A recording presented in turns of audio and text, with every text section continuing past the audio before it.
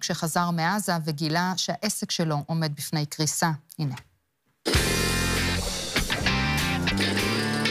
מנחם, היית פה? אני הייתי פה כמה וכמה פעמים, אני לימדתי פה את דני קושמרו, מה זה ספורט מוטורי.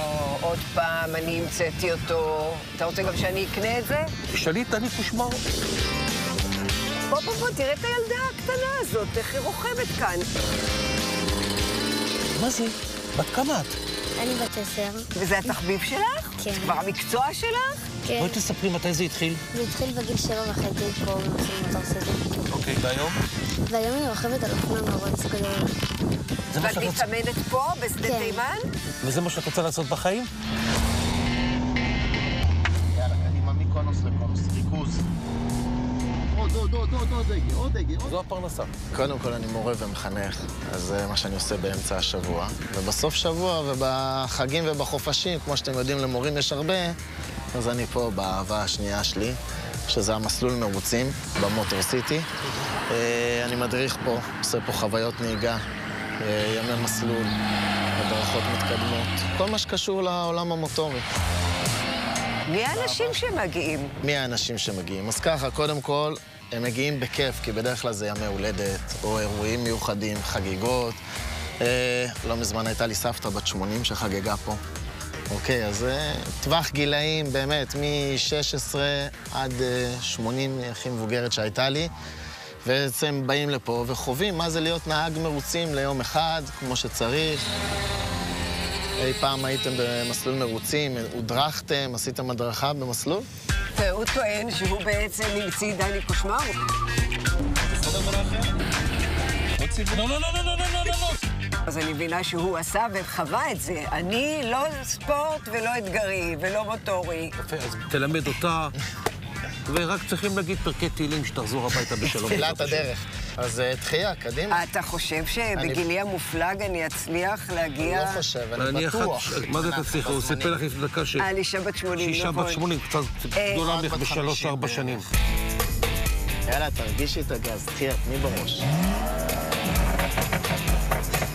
מחזיר אותי לגיל של הדאווין. אני אף פעם לא יצאתי מהגיל הזה.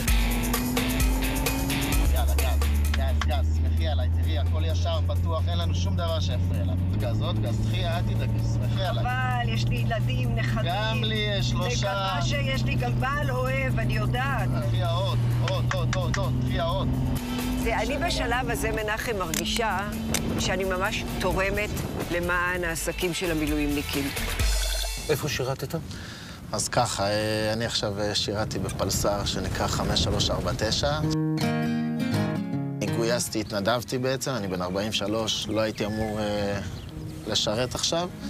עסקים, בטח כמו פה, שזה גם בדרום, ליד באר שבע, ויחד עם שירות בעזה, זה שילוב שלא מתחבר. לא התחבר בכלל, כן. אז ככה, הייתי 137 ימים במילואים, מאותה שבת שחורה, מה-7 באוקטובר, ובעצם לא הייתי פה במסלול כל הימים האלה. העסק לא עבד. אני מבינה שיש לך גם משפחה, ילדים. יש לי משפחה, יש לי 3 ילדים. יש לי ילד שנולד חודש לפני המלחמה. וככה זה גם היה איזה סוג של קושי ככה לעזוב אותו עם אשתי, אז הכל נפל עליה.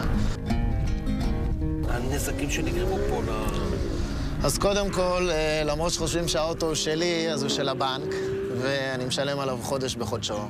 אז מן הסתם יש הוצאות של ההלוואה, ושל האתר, ושל הפרסום. ולא היו אירועים? לא היו אירועים, לא היה שום דבר.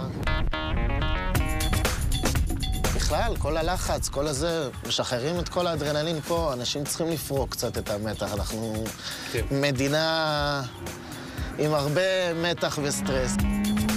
אתה יכול ממש לעשות פה טיפול פסיכולוגי אז זה מה שעושים פה. הנפש זה הפסיכולוגיה, את יודעת, אנחנו מטפלים בנפש פה. אתה יודע מה? אולי תציע את זה עכשיו אחרי המלחמה כחלק טיפול למילואימניקים. בטראומה. זה מתנה שהבאתי לך.